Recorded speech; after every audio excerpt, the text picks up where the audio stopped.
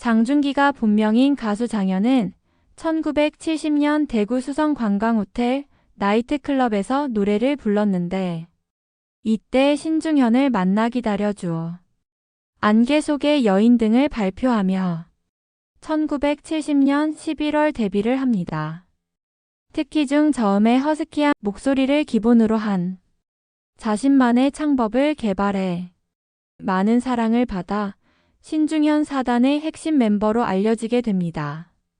미련 나는 너를 마른 입 등 슬로우 템포의 락 발라드를 부르면서 대중들의 사랑을 받았으나 1975년 대마초 파동으로 가수 활동을 그만두고 신중현과의 인연도 끊었습니다. 결국 장현은 이듬해인 1976년 삼성봉제공업 주식회사를 설립하며 사업가로 변신했습니다.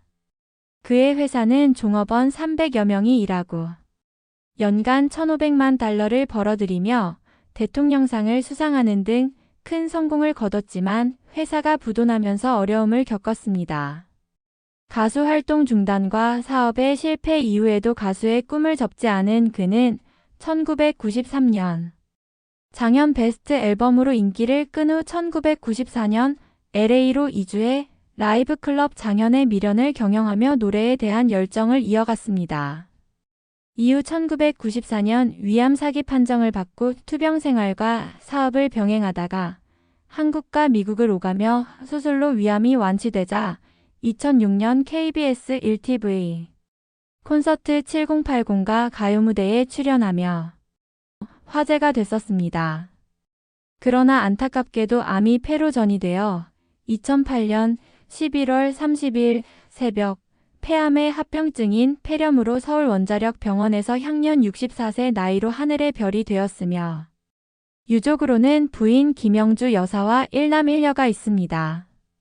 장현은 경상북도 울진에서 해방을 앞둔 1945년 4월 27일에 태어났습니다. 울진 매화중 2학년 때 가족과 함께 상경해 서울 청운중학교로 전학했습니다.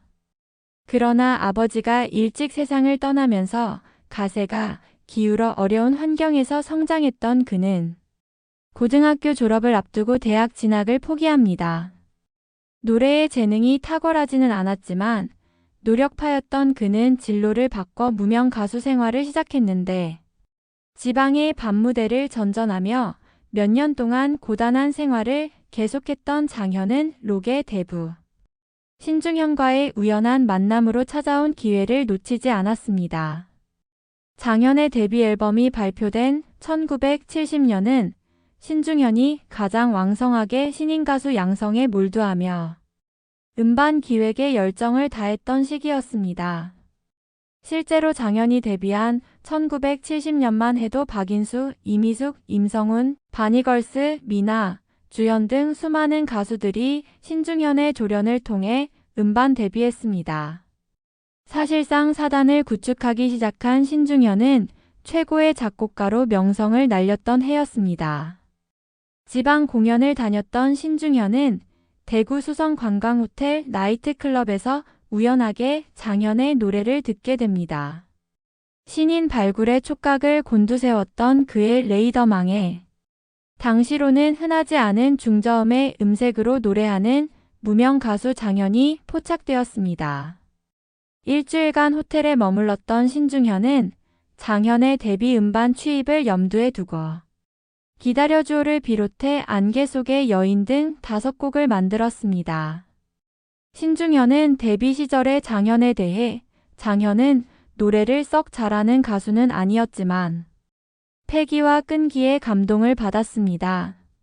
좋은 목청과 음악적 재질을 천부적으로 타고나고도 노력하지 않는 것보다 장현의 경우처럼 재질은 떨어지더라도 끈기 있게 노력하는 가수가 더 생명력이 길다고 회고했었습니다. 전성기 시절 지상파 TV에 등장한 다소 칙칙한 장현의 모습으로 인해 가정 형편이 어려워 어린 시절에 구두다기까지 했다는 소문까지 나돌았습니다. 그런 소문으로 인해 측은한 시선으로 그를 바라보는 대중이 많았지만 장현은 가창력만큼은 자신감을 넘쳤습니다. 당시 성사되지는 않았지만 그는 신중현 사단 가수 중 절창의 가창력을 구사해 최고의 소울 가수로 평가받았던 박인수와 공개적인 노래 대결을 언론을 통해 요구하기도 했었습니다. 데뷔 앨범 이후 장현은 1972년 신중현 밴드 더맨과 함께 장현 앤 더 맨이라는 이름의 앨범을 발표했습니다.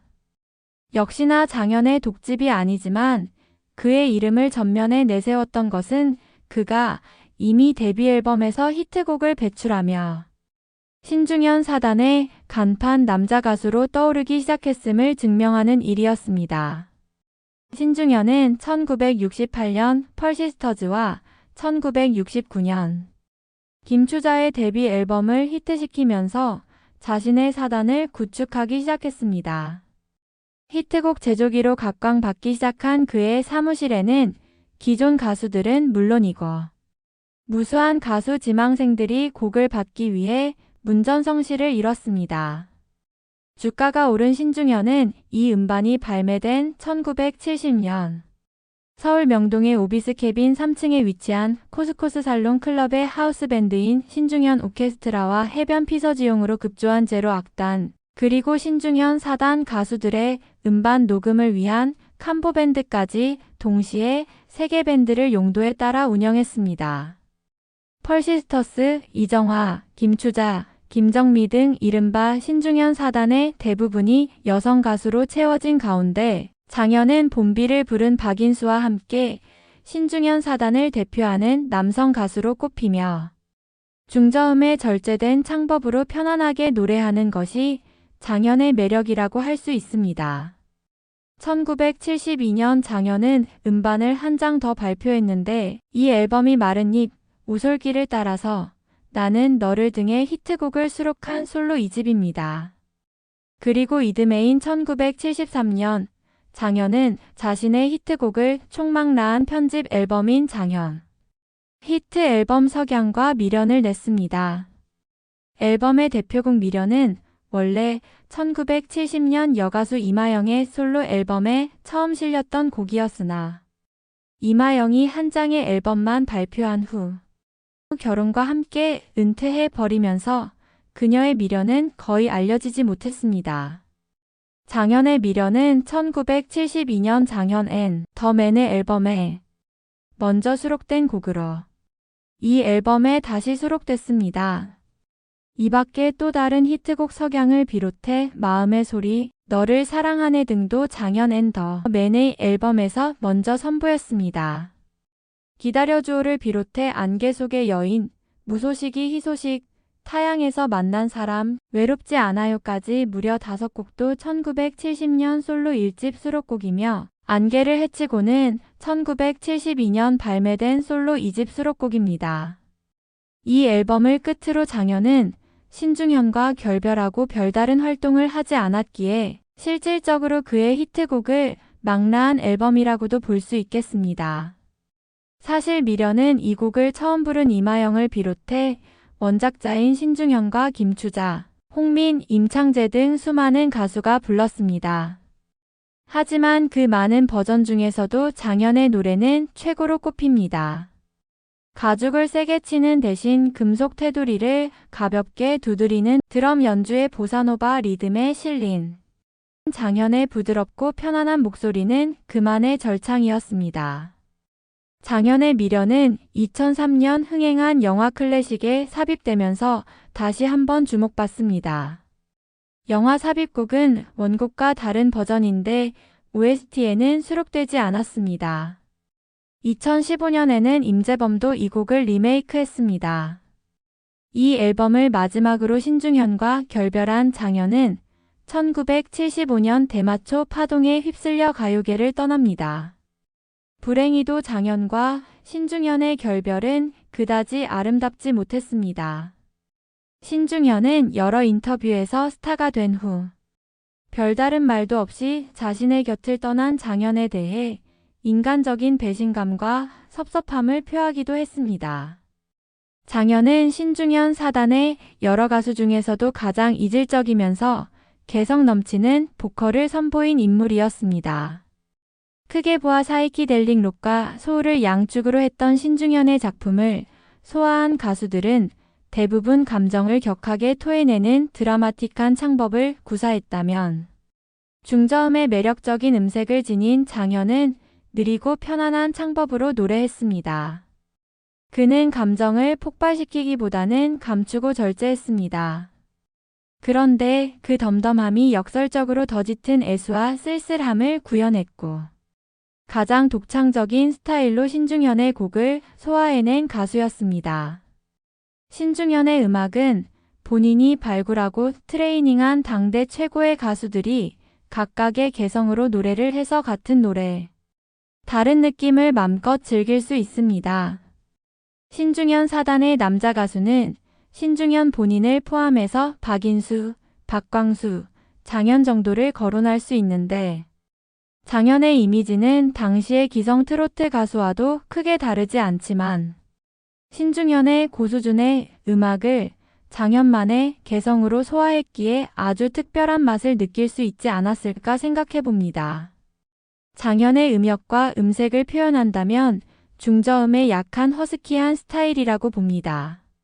어찌 들으면 좀 답답할 수도 있는 극도의 절제된 창법을 구사하지만 언제 들어도 부드럽지만 묵직함이 있는 그의 노래는 마치 배기량 높은 고급차를 타고 고속도로를 달리는 것과 같이 안정적이고 편안함이 있습니다. 따라서 가수로서의 경력은 그리 오래지 않지만 솔로 활동 및 1972년에는 장현 앤 더 맨으로 신중현이 이끌던 그룹 더맨의 본인 이름을 앞에 붙일 정도로 신중현이 내세우는 대표 가수였습니다. 쓸쓸한 감정이 실린 느린 소울풍의 창법을 구사했던 장현은 신중현 사단의 가수 중에서 이질적이고 개성 넘치는 보컬로 사랑받았고 박인수, 박광수와 함께 우리나라 남성 소울 가수 트로이카 시대를 이끌었습니다. 장현은 가을날 마른 낙엽처럼 수분기 하나도 느껴지지 않는 그의 특이한 목소리로 우리나라 가수 중 아직도 가을과 가장 잘 어울리는 목소리였습니다. 그래서 마른 잎은 장현의 곡이 더욱 사랑받지 않았나 싶습니다. 당시 신중현이 리드했던 더맨은 리드 기타 신중현, 베이스 기타 이태현, 드럼 문영배, 오르간 김기표, 오보에와 색소폰 손학래, 리드 보컬리스트 박광수의 6인조 라인업으로 구성된 록밴드였습니다. 특히 한국 블루스 보컬의 선구자였던 리드 보컬 박광수는 한 인터뷰에서 아름다운 강산은 원래 신중현 씨가 통기타로 만든 곡입니다. 처음 이 노래를 선보였던 무대는 청평 페스티벌이었는데 관객들의 반응이 대단했죠. 라고 당시를 회고했습니다. 한국록 음악 최고의 명곡 아름다운 강산은 이후 김정미, 신중현과 엽전들 등 많은 신중현 사단 가수의 음반에 재수록되었습니다. 아름다운 강산과 함께 이 앨범의 대표적인 금지곡인 잔디는 박광수의 묵직한 저음의 보컬, 신중현의 가성 코러스와 더맨의 몽환적인 사이키델릭 사운드 연주가 어우러진 한국록의 숨은 명곡이었습니다. 아름다운 강산에 무척 비교적 덜 조명을 받았지만 시대를 초월한 명곡으로 볼 수 있습니다. 신중현이 결성한 많은 밴드 중 음악적으로나 대중적으로 최고의 성과를 이뤄낸 밴드는 신중현과 엽전들입니다. 한국정록 음악의 완성이라고 평가되지만 더맨이 더없이 풍성하고 세련된 한국정록 사운드를 구현했기에 이들을 신중현 음악의 정점이라 평가하는 음악 전문가들과 록 애호가들도 상당히 많습니다.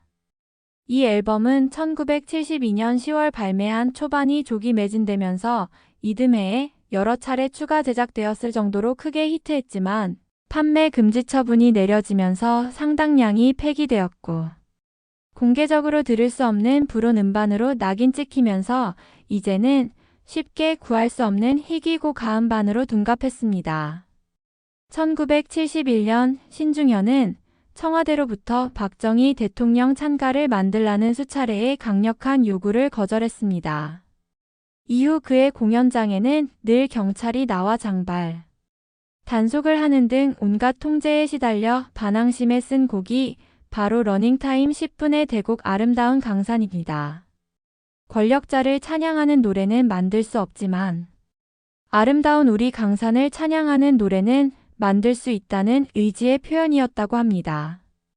이 곡을 발표하기 위해 MBC PD 전호중에게 출연 요청을 하니 장발이라 안 된다고 했습니다. 단속 기준이 뭐냐니까 귀만 내놓으면 된다는 답이라 리드 보컬 박광수는 아예 삭발을 하고 나머지 멤버들은 머리핀으로 머리카락을 귀 뒤로 넘겨서 방송에 출연하게 되었습니다.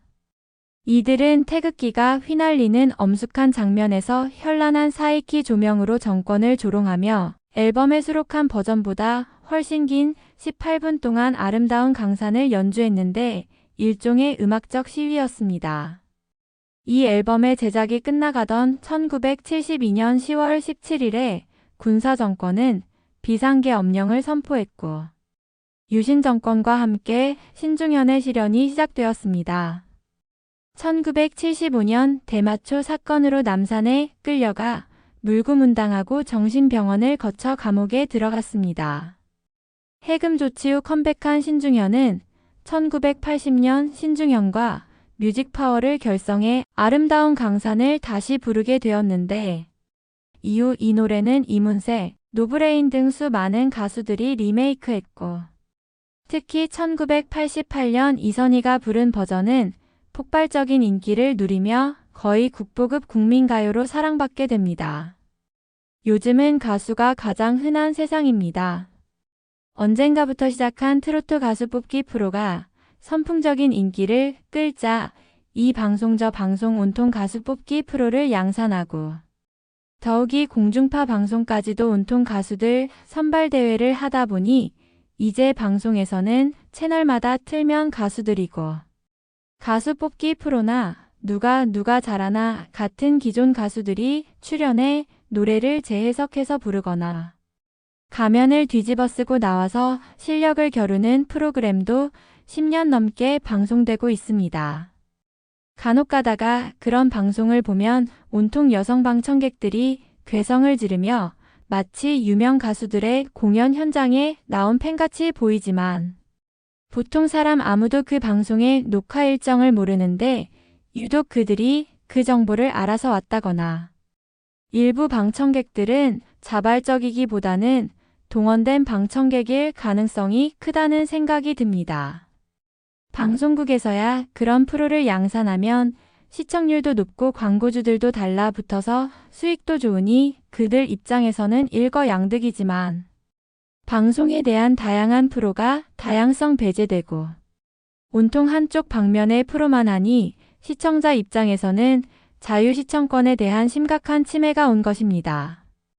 오래전에는 가수들에 대한 인기가 지금같이 방송국에서 인위적으로 관리되고 조작된 인기가 아닌 대중들이 듣고 노래가 좋아서 가수를 좋아하는 자발적인 인기였습니다. 노래라는 성격이 아주 강한 일종의 기호품적인 성격이라 그런 대중의 기호에 의해서 인기가 형성되면서 부와 명예를 누리던 가수들이 있었습니다. 그런 쟁쟁한 실력을 갖춘 가수들의 시대가 1970년대였습니다. 그들의 공통적인 것은 대부분 생명력이 긴 노래를 부르는 가수들이었습니다. 그 옛날 폭발적인 인기의 주인공 장현 선생님도 그 중에 한 분이란 사실은 틀림이 없습니다. 감사합니다.